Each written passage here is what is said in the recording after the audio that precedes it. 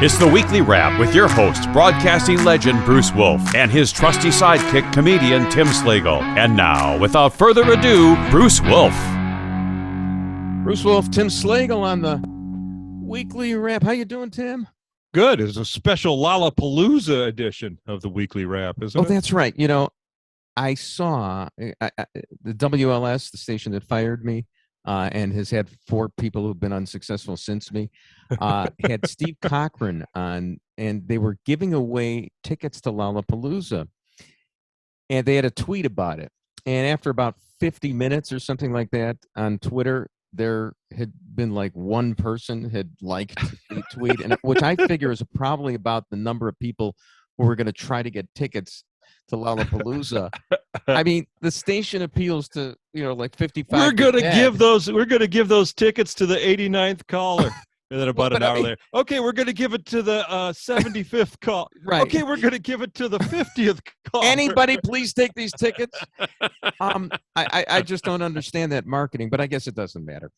And I'm just envious. Do you look at those festival posters and see how far you can read down them before you stop recognizing bands? Well, also you have to remember that the type gets smaller and smaller and smaller, so I can't see it anymore. That's the problem.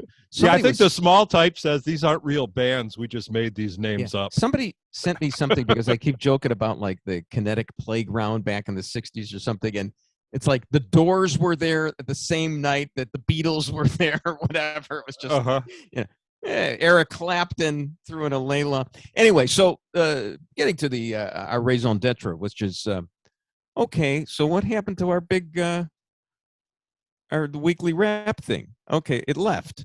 All right. Yeah. the screen went blank. That's it went WLS to Lala. sabotaging us right now. All right, we'll continue on. Anyway, so Liz Cheney got really upset with Senator Tom Cotton, and she tweeted that she had heard Tom Cotton on Hugh Hewitt's show criticizing the January 6th hearings. And she said, here's a tip. Actually watching the hearings before rendering judgment is more consistent with Anglo-American jurisprudence, because apparently admitted to not watching any of the hearings. And I know what it's like to be a Tom Cotton, because, I don't read it. I intuit everything. Maybe I'll read a tweet, but like this one, for example, and I can empathize with him. But the thing is that I bet you he hasn't gotten one fact wrong about what the committee has rendered so far. So it's not like he actually. No, here's the thing. I do not have to eat a horse manure sandwich to know that I am not going to like it. I can tell you up front that I do not have to sample that product. I actually think there is a little value to the show trial, but just a little. Meantime, Josh Kraushaar, who's I forgot who he writes for. And anyway, he's been following the cynical Democrats, because they're spending, as you well know, it happened in Illinois, where the Democrats spent $45 million to get Bailey as the opponent to Pritzker, and I think $20 million of that was Pritzker's own money. And Kraushaar says, it looks like the Dems are spending money in the Republican primary. Is this in Michigan, I guess?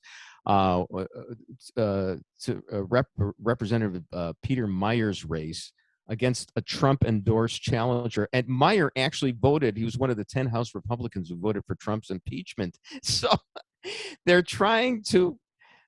So how much can the Democrats really believe in what the January 6th hearings are all about? It was such a blow to the Republic that the Democrats are underwriting the insurrectionists. And David Axelrod must really be proud of all this. It's just hard to take them seriously. I think that's their plan. You see, they're going to get all these Trump supporting candidates in the race, and then what they're going to do is they're going to label them all as insurrectionists and disqualify them. And it's the Barack Obama method of getting into office. Well, right. I mean, and the Axelrod helped him do that by getting. The slate God forbid Blair Hull should have been divorced, And the other guy, Jack Ryan, had sex with his wife somewhere. It was terrible. In front of people, because front of people. he wanted verification that my eyes were wide shut when I saw that. So the big news is that there is no recession, according to the White House, even though there have been 2 successive quarters of negative growth, which, according to the historical definition, is a recession. But in the newspeak Orwellian world that we live in, 2 consecutive quarters and a Republican in office. I think absolutely, is the proper definition. Right, and every time we've had a recession, a Republican has been in office, so that's why they called it a recession. But now they haven't, and they've got some alphabet soup agency that has said that, oh no, we look at other things. It doesn't necessarily have to be 2 quarters in a row. But no, actually, that one time that that agency called it a recession there was only 1 quarter. So it's not like this is working in the favor of the Biden administration. But they did get a boon when Joe Manchin has finally caved. And apparently there's this big bill that they're going to try to get through before the August recess. And maybe Kirsten Sinema will block it. But it's this climate change bill that's going to spend $369 billion over the next 10 years, and how that is going. They're calling it the anti-inflation bill and not the Build Back Better bill. How is this going to stop inflation? Pumping money into the economy, that's what causes inflation. Raising corporate taxes, that causes, the costs are funneled down to the consumer. So they're going to give you a $75,000 subsidy for an electric car. Excuse me, they're going to give you a $7,500 subsidy or something like that if you make under $75,000 a year. And how many people who make under $75K a year are going to buy an electric car? And they're doing that the week that Tesla is telling people, please don't plug in your cars this week. Okay. Plus, they've got the IRS spending $80 billion on the IRS to go after you, to squeeze more tax stuff out. Yeah, I thought this was supposed to stop global warming. You want to turn up the heat? So there you go. And it's probably, I don't know why they think it's going to do anything. I mean, I just, it doesn't. It's let's do something here. It's paying off the Democratic constituents. I get that, but they're not the ones that they have to worry about for the blowout. I mean, I guess they want to come out for the election, but do they really think it's going to do that, or is that just the marketing ploy? I mean, they might as well call it the Save the Puppies Act. No, I get it that it's a marketing ploy, but it's a ploy that's designed to avoid a blowout in November, and I don't see where that happens, even if this gets through. No, I disagree. It is designed to get everything they want before the blowout in November. All right, I understand that. Can any of that be undone? So I love Alanis Morissette. Rain on Your Wedding Day is not irony, but certainly what happened to Lee Zeldin is. So he's running against Kathy Hochul in New York for the governorship, and he's giving a speech against the bail reform that they have in New York, when a guy attacks him with a knife or tries to attack him with a knife, and the guy is let out of jail, if he even went in, immediately because of the bail system in New York. Now, later he was arrested by the feds because Zeldin is a Fed. But I think actually from when I was in kids sports, that would be called a do-over. It's right. Oh, you double missed. jeopardy. Yeah, try again. No, I mean, as far as the knifing, is that the district attorney said, almost got him. I'll give you one more chance. There was a tweet, and I wish I had it right now, where somebody had written that he was in a position with an implement to do something, and they just wouldn't say that he was trying to stab Zeldin. Okay, capable of knifing. That's what I think. Yes, or a la a person who is capable of being pregnant. I guess that's what we deal with right now. So I guess there's also good news for the Democrats in Illinois because Google is going to relocate to the Thompson Center. While Citadel is leaving and Boeing is leaving, so it sounds like Google has confidence in Chicago. Now, I'm wondering if it just means they're going to transfer the employees they have on Fulton Street. I guess they have 2 buildings there and just transfer people over there. I got to think that there's just going to be an awful lot of people from Winnetka driving in armored cars down to the Thompson Center to go to work come 2026. I think it's a perfect fit for Google because every time somebody looked at that building, they say, "What is that?" Which is exactly what people ask Google. The ugliest building in existence, isn't it? How tall is it? Because I read an article and it started out by saying that it was 37 stories, and halfway down the article it said it was 17 stories. I think this was the News 5 article. And it reminded me of that old joke. But if I had the 5, which I don't, when could you pay me back? Right.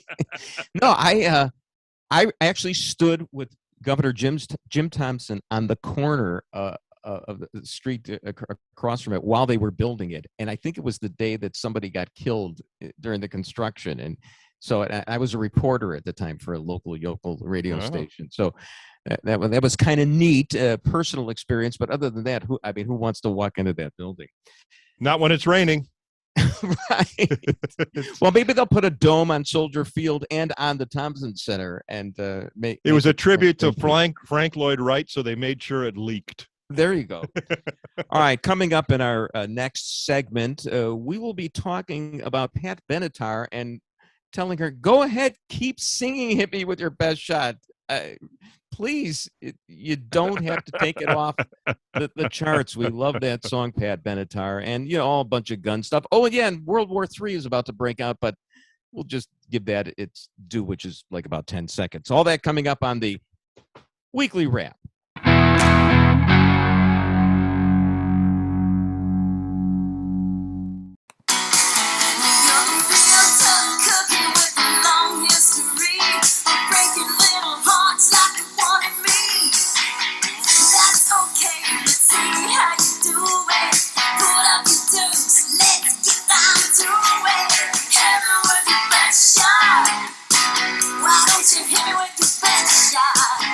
Sing it, Tim. Sing it. Come on with a come on. You don't fight fair. That's okay. See if I care. All right, now bring out your gun and start firing. Because here's the thing, Pat Benatar, she stopped singing Hit Me With Your Best Shot. It's not like she's got the biggest oeuvre in the world anyway, right? She's got a few songs, but she won't sing it anymore because she says I didn't know what that word meant. I thought it meant something else. Exactly. It's whether she was capable of a person capable of having a baby, a woman. What a big oeuvre she's got. Yeah. So she says she's not going to sing it anymore because it's too violent. Oh. And no, it's not violent. It reminds people of guns, and it has nothing to do with guns. It's about at most fisticuffs. Okay, and it has that would be shoot me with your best rod. I think would be the other one. And there's not a mention an AR-15 or AK-47 mention in the entire song. So I think she's gone a little overboard on that. Or maybe she just wants to get on the bandwagon of virtue signaling. But there was a tweet recently. A guy tweeted. And you know that I'm loath to reverse the Second Amendment or repeal it. Sure. But he writes, much is made by proponents of stricter gun control of Europe and Japan, to which I say America is a nation of pilgrims and pioneers, a frontier country, and not a defeated people long occupied by foreign powers. Well, but I mean, the West was won a while ago. Okay. Really? Yeah. I don't know. Have you been to Arizona lately? Or San Francisco? Okay. All right. Granted. All right. I guess you're right about that. So, meantime, there's also, did you see that Mississippi apparently has decided that teachers can have guns, and I'm surprised they weren't able to have them before. But the thing is that isn't it hard enough? Isn't it hard enough these days to get good teachers? That now they got to be proficient in using a gun as well. And you know that picture of the teacher with a gun does not scare me. I went to school with nuns. Yeah. Well, speaking of which, I mean, maybe if Sister Mary Elephant had a gun instead she of a wouldn't ruler, have had to raise her voice to the class to get them to shut up. She'd just fire, a few rounds into the ceiling, and they would have shut up. So it might not be a bad idea. But now there was that guy in Indiana who did use a gun in I guess it's the Greenwood Mall, and he knocked down the crazy guy with the AR-15, which was great. And this guy didn't even have all that much experience of firing weapons. And I think seriously, the guy's a heck of a shot. Have you seen the shot from like 90 feet? He shot. It's just like I mean, I've done target practice and got 8 out of 10. Yeah, 8 out of 10. I haven't been able to. I shot a gun once, and it was like from 5 feet away. With the 38, I hit the target like twice. With the 45, I missed it entirely. Yeah, but that's me. When I go to the range, it's like, no, save your money on the target. I just wanna make the bang. That's I don't care if I'm not gonna hit anything anyway. And it was great what he did, and he's a hero. But 3 people did die, so it just brings us back to the whole thing about the AR-15, which does that 3 include the one that had to? I don't know. I really don't. Was it 2 plus the shooter? No, I thought that was the. I don't know. I don't know. But here's the thing. We keep getting these things, and with school coming back, I'm thinking that it's going to be a very difficult situation for the proponents of the Second Amendment, especially with regard to the AR-15. It'll be interesting to hear that there'll be many, many issues between Pritzker and Bailey, but Bailey is trying to attack to the center right now, and if he's a hardliner on that, it may be difficult for him to get those Chicago suburban women who have apparently pee-whipped him into obeisance. Did you see that he hasn't even mentioned? Was asked the other day about Trump and about censuring Kinzinger, and I'm not talking about that. Oh, okay. All right. That's I mean, but I think what we learned after the Indiana Mall incident is that one concealed carry is worth 400 Uvalde cops. Oh, sure. No question about it. I mean, you can't pretty trust simple the police. math. You can't trust the police. You can't trust the parents of these shooters. But that's also an argument for taking away the weapons entirely. And if I remember right, those Kenosha riots pretty much stopped the night after Rittenhouse came. Right, exactly. That was the end of the riot. One man stopped the riots. A boy. A boy. There's a boy and his gun, and he's running around, and he's. And they thought that maybe he was going to multiply like rabbits, and there was a whole vigilante crowd out to get the Kenosha rioters. So there's this really interesting article, which I read actually 20 paragraphs of, which is really a long. I mean, the article must have been about 100 paragraphs, but for me to go 20 paragraphs into any article is a great accomplishment. But it's by Christine Rosen in Commentary Magazine, and it's about how trauma has become a political tool. Like Simone Biles, the Olympic gymnast, remember she quit because she was having flashbacks to being sexually abused, and she was applauded for that instead of being called a quitter. Sure. And there's this new thing called, I guess it's not that new, but it's called Epigenetics, which is it sounds like a hair removal. Really bad science is what it sounds like. But it stands for the proposition that there can be intergenerational trauma, and it's genetic, so it can be passed down like from slave days one of the problems with that is if you think it through, it's almost an argument for creating a master race so you can expunge those who have the slave mentality. Yeah, but isn't trauma being passed down through genetics? Isn't that Lysenkoism? Yes, exactly. I think that's exactly what it is. It is right. Look at these two puzzle parts and tell us what the puzzle says, Tim. I'm just, yeah, no, I think you are. I think that is true. I didn't get to the 21st paragraph of the story, so you're probably didn't right get through about the that. first. But it's everybody's a victim now. I mean, what was Trump all about? It's that white males are victims too. So speaking of victims, what happened to the women of Afghanistan? Whatever happened to them?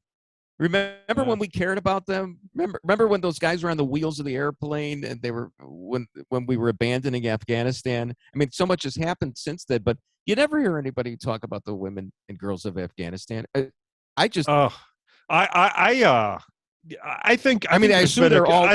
think there's been a collective forced amnesia in this country. I think what happened in Afghanistan was so awful that the people just want to forget, and we've all just kind of put it out of our mind. I have a line that I've been doing on stage that I don't know what happened. Either the Taliban bought a lot of Hunter's paintings, or Joe Biden learned how to pull out from Hunter. It's just like.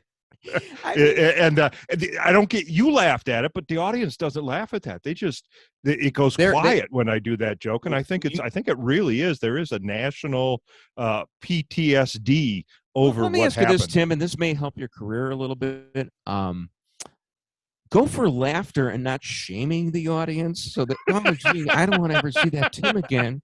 I mean, it wasn't a 2-drink minimum, but I mean the guy may be so ashamed of myself.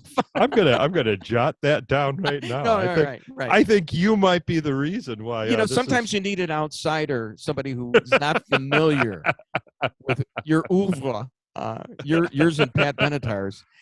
So speaking of, one of the problems is that there are so many other things to think about. I mean, we moved on to Ukraine, and now we're probably going to have to move on from Ukraine because China is threatening to close off trade.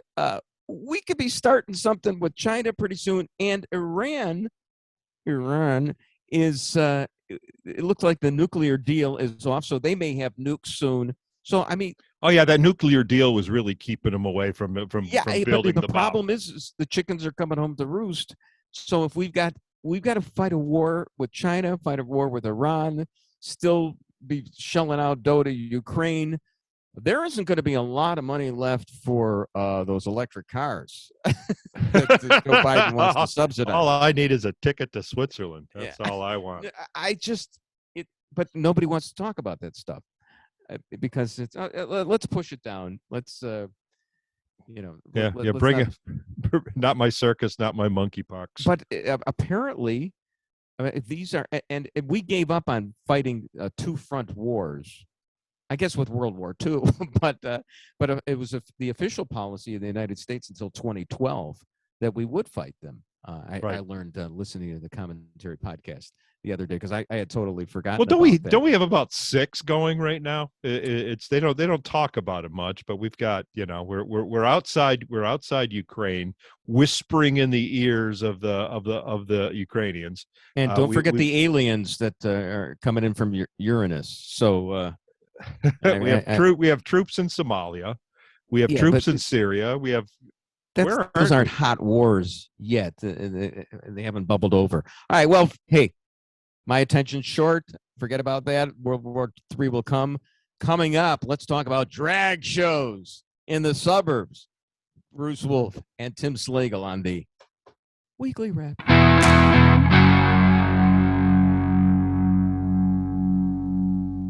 What do you say to the conservative parents that wouldn't bring their children to an event like this?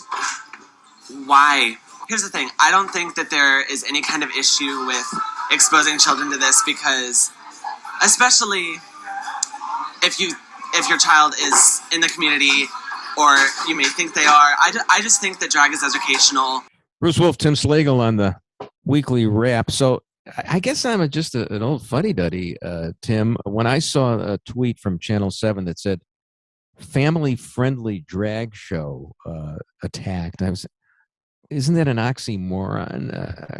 Family friend. The Tribune had a headline: a staple in Chicago for years, drag events for kids targeted by far-right groups. And I was thinking, I mean, couldn't they have a headline: a staple in Chicago for years, murder in the ghetto targeted by far-right groups? I did not know they were doing family-friendly drag shows in Chicago. That is news to me. Apparently for years they've been doing it, and you saw that clip there.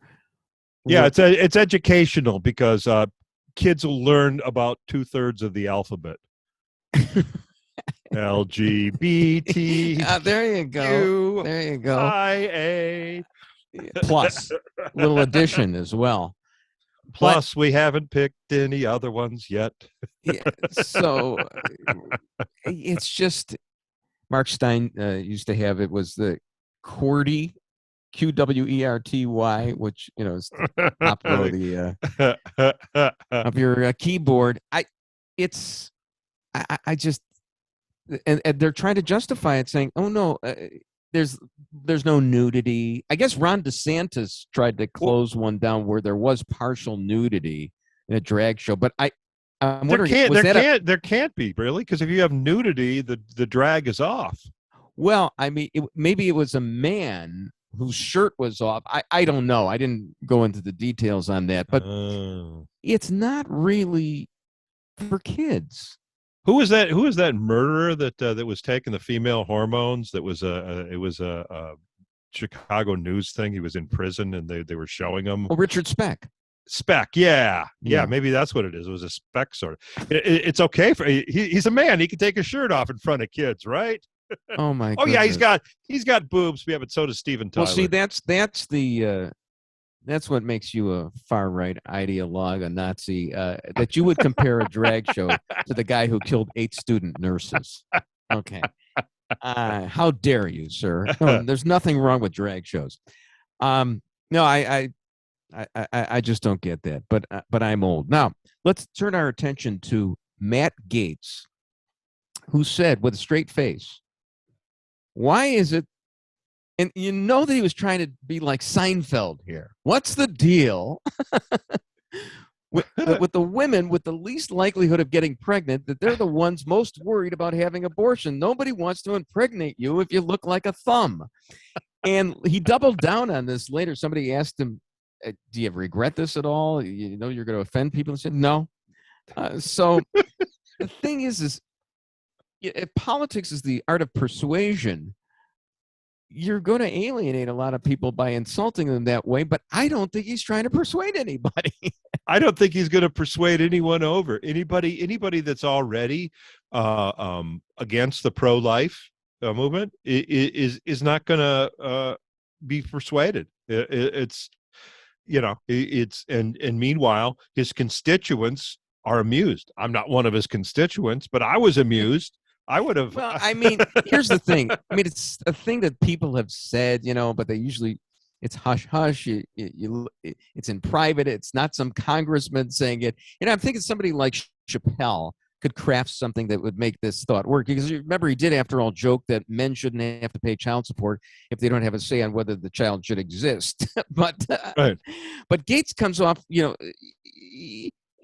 he's a little bit uglier than the homeliest feminazi when he says that. It's not true either, because it's the ugly woman that need the abortions after they get knocked up after last call. So I can double down on it too. I'll tell you, I'm seeing. I don't know where the venue is for you to be with Matt Gaetz as your opening act, and you just. Oh no, he's definitely headliner. I'm the warm up. Oh right. Is it Dex Cards Wild Goose? I'm not sure. So are we still talking about climate change? I know we're fighting it now with Joe Manchin and Joe Biden's bill. But remember, they were having this long, hot summer in the United Kingdom, and somebody pointed out that the UK's carbon emissions are at the lowest since 1888.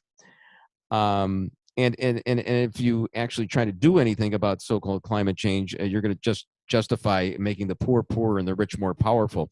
Did you know, Tim, that you can actually get a tan from standing in the English rain? Goo goo goo joob. I just did that whole thing just to quote I Am the Walrus.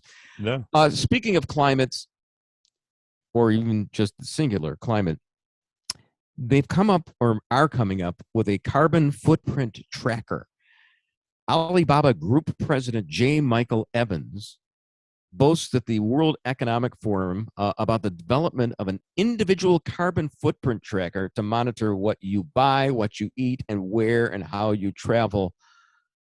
I can't see that causing any problems whatsoever. Well, first of all, J. Michael Evans, what's he doing working for Alibaba? That's a Chinese corporation, isn't it? There we go. And what kind of carbon footprint did he have to establish to commute back and forth? First of all, and second of all, who do you think wrote that idea? Is that, oh yeah, we need trackers to make sure that we know where you go, what you drive, what you eat. Yeah, we're going to track everything you do, and we're going to give you a social rating based on your carbon footprint. You know, it's the Chinese who are doing that. Although, why do they even need that? Because they've already got TikTok, for crying out loud. Oh my goodness. No, I think this is really going to hurt the rich liberals, because they're the ones who have the biggest carbon footprint. I mean, they're the ones traveling all over the place, taking the kids to Disney World all the time and everything like that. The impoverished don't do that. They don't fly as much. The only CO2 emissions from my boat are from the heavy panting as I paddle it. But the ultimate, and I had to give her credit for this. You know who Kylie Jenner is? Do you follow the Kardashian family tree? Sure. But she apparently has been criticized because she takes 3-minute flights. Yeah. I mean, you don't even have time for the stewardess to say coffee, tea, or me. She does it. She justifies it because apparently in LA, who wants to fight the traffic there? So she takes a 3-minute flight. More power to her. I mean, what are the billions for? How much? I would actually like to see the 3 minutes in a private jet versus an hour and a half idling in LA traffic. I would actually think that there is actually a benefit to having the Kylie Jenners of the world up in the air. Boy, I'll tell you, I didn't think that one through, Tim. I think you're probably dead wrong, but it sounds really good. Sounds really good. All right, let's turn to local politics right here, and or state politics. And so Darren Bailey, and we mentioned this before. Actually, he was at Gibson's the other day, talking about, quote, meat and potato issues, unquote, which I guess you should do at Gibson's, because you can get a good steak there. Can you do that in a cup voice, Bruce? That's right. Darren Bailey sightseeing meat and potato issues at Gibson's. Thanks for setting that one up for me, buddy. Now, did you know at the Gibson's downtown, there's a picture of me, Dennis Rodman, and Steve Dahl. We once did a segment together on the radio. It's a very small picture, just our heads above the doorway. We loom over the proceedings like Dr. T.J. Eckelberg from The Great Gatsby. Yes, I thought I'd make a literary reference. I do have a song about Darren Bailey, if I may. Maestro, if you please. Won't you go home, Darren Bailey? Won't you go home? Go back to that hole you crawled out of. You're just Pritzker's patsy. He swallowed you whole and didn't add a notch to his belt. Now, that didn't rhyme, but is there a rhyme or reason to his campaign? Well, maybe there is, because he's down only 10% in one poll with 10% undecided. And as we just mentioned in a prior segment, the guy is tacking to the center, which is a euphemism that he was p-whipped by Chicago suburban women, because it's his only way of winning. But he won't censure Adam Kinzinger. He won't support that anyway. And he won't answer questions about Trump. And it's actually a smart thing. But I ask you, Tim, if we were going to have a namby-pamby candidate for governor, we could have had Irvin, who had the $50 million from Citadel. And now what are we going to do? I mean, we were for Irvin. We were for the namby-pamby guy who could probably get elected.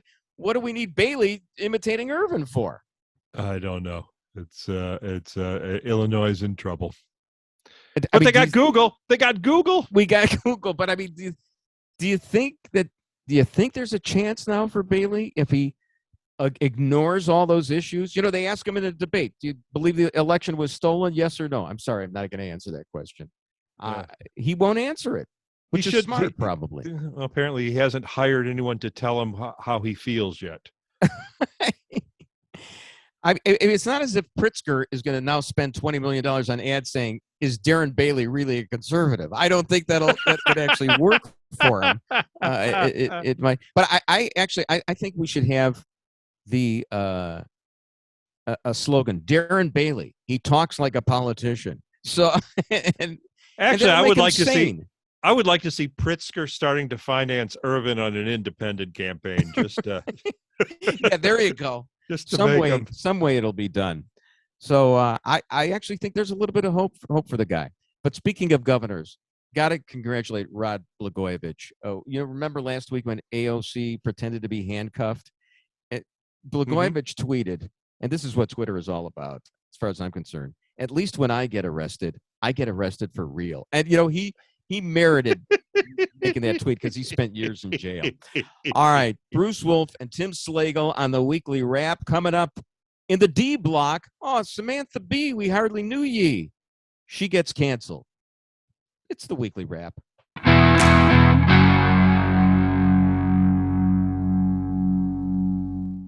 Welcome to Full Frontal. I'm Samantha Bee. The end of summer is bittersweet. It means saying goodbye to sunny beach days, long summer nights, and steamy nooners with the half-man, half-sea creature who almost took my life, but instead stole my heart. But for Texas and the Supreme Court, the end of this summer has meant saying goodbye to people's f***ing reproductive rights. Bruce Wolf, Tim Slagle on the weekly wrap, and whoo, that's comedy, huh? Yeah, that's comedy so funny you got to spell it with a K. Right. Well, that's how the commies do it, isn't it? So yeah, she's been canceled, Samantha Bee. And all I ever saw, and I haven't seen this recently, were the promos for the show. But I imagine it's pretty hard to get a lot of mileage on anti-Trump stuff when he's not, the president anymore. Sure. It's tough.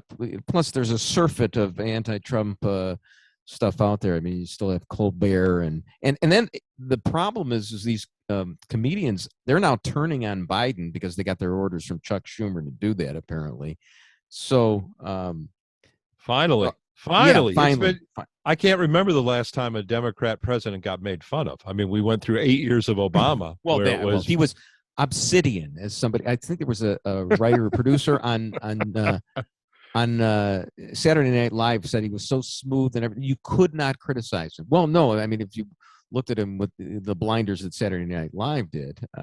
Yeah. They tried to do the same thing with Joe Biden. They said there's nothing really funny about him. Right. It's like, right. Wow. Now you got the blinders fully over your eyes. Yeah. Rather than the sides. So, I just like to know if this is just idiosyncratic, Tim, or do you do this as well when you're watching TV? First of all, I like to eat dinner while watching TV. It's a throwback to childhood days with Swanson's TV dinners, and boy, I could never stand eating off that aluminum. I always seemed to get a little piece way back on my filling. A little aluminum. The aluminum probably had more nutritional value than the chicken, which made the McNuggets look like Thanksgiving dinner. But it's what I'll do is I'll go out and get some food.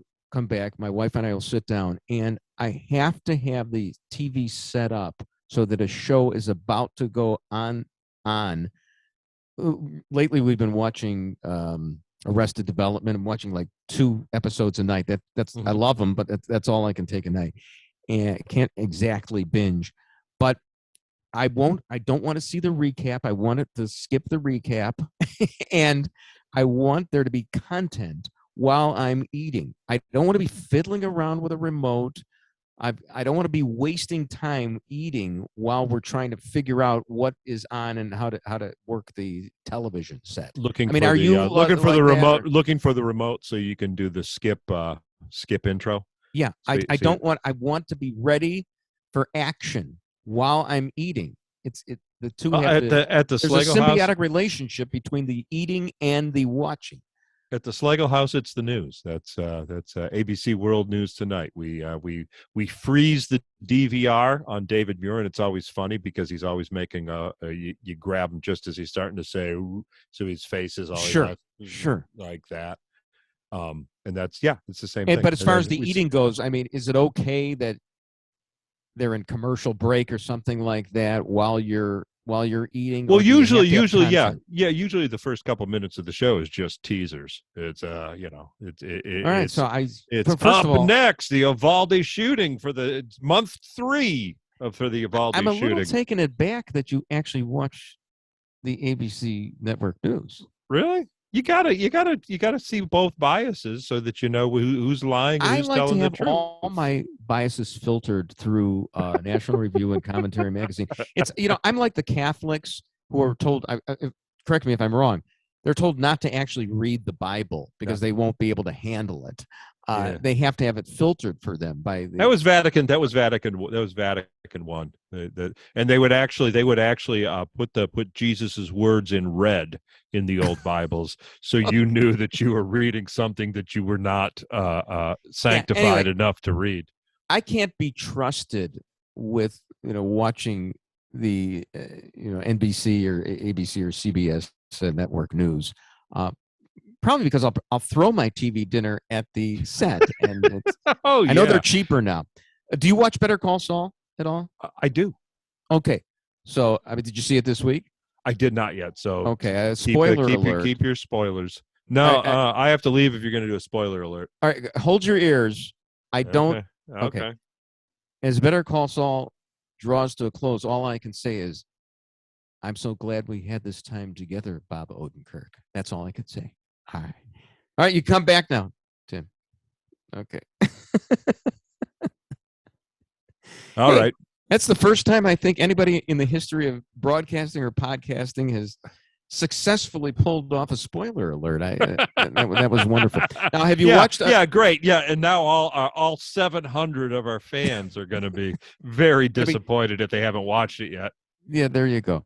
Have you seen American Vandal? I have not. I heard it's this good. Is a 2017. See, I feel like I've discovered it because it's from 2017. Huh. But it's we watched the first season, which is from 2017, and then we watched the second season, which is basically a variation on a theme.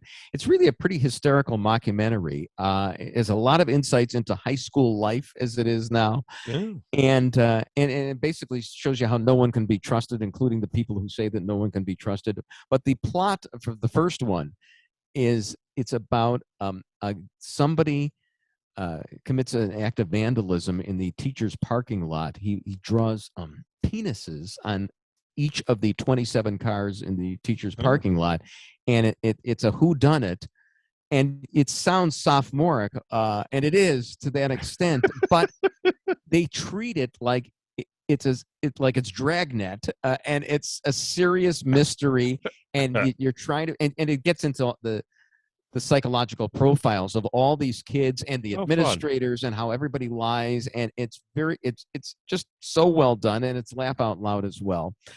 The second season. Isn't it kind of redundant, though, to call a TV comedy a mockumentary? Because they all do that style now, ever since The Office. Right. They're all very Modern much. Family. They all do that mockumentary style. No, I mean it's everything's a variation on Spinal Tap, I guess. So, but the second season then is where somebody spikes the lemonade in the school cafeteria with some sort of laxative, and everybody at this posh private school winds up relieving themselves on the floor. And then there are a series of other pranks as well, and it goes on from there.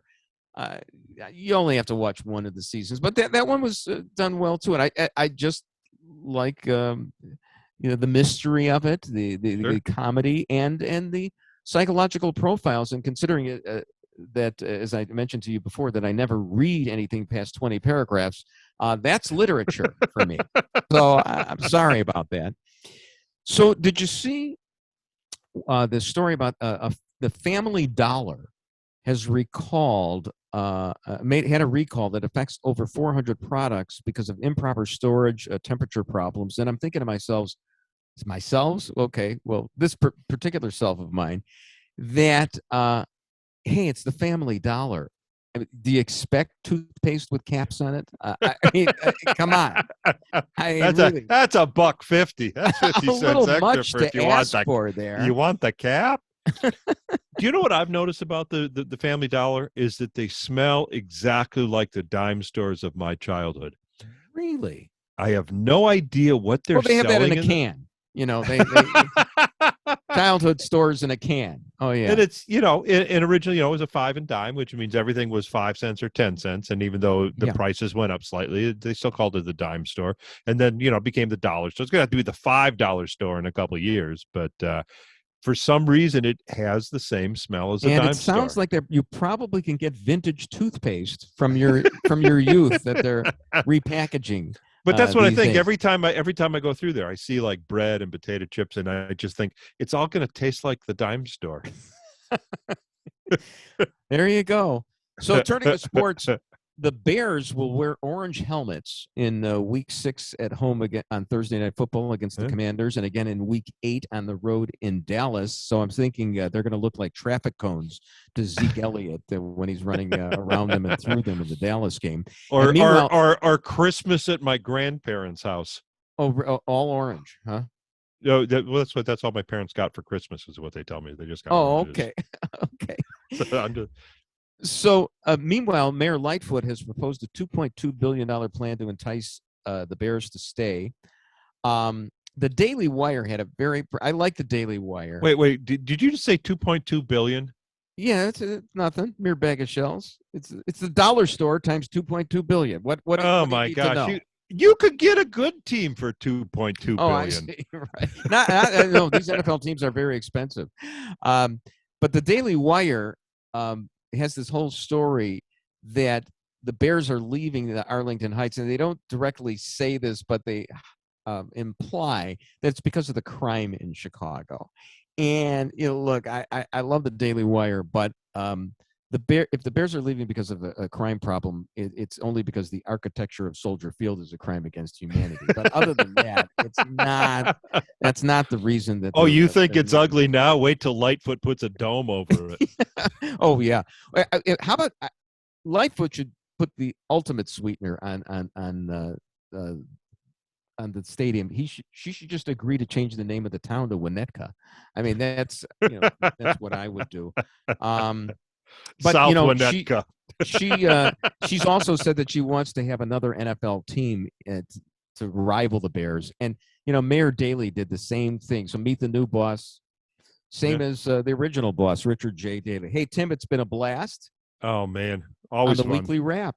And that's the Weekly Wrap on radio and television. Follow Bruce at Bruce Wolf Shy on Twitter and Tim at timslagle.com. The Weekly Wrap with Bruce Wolf, a CP Pods production. Copyright 2022.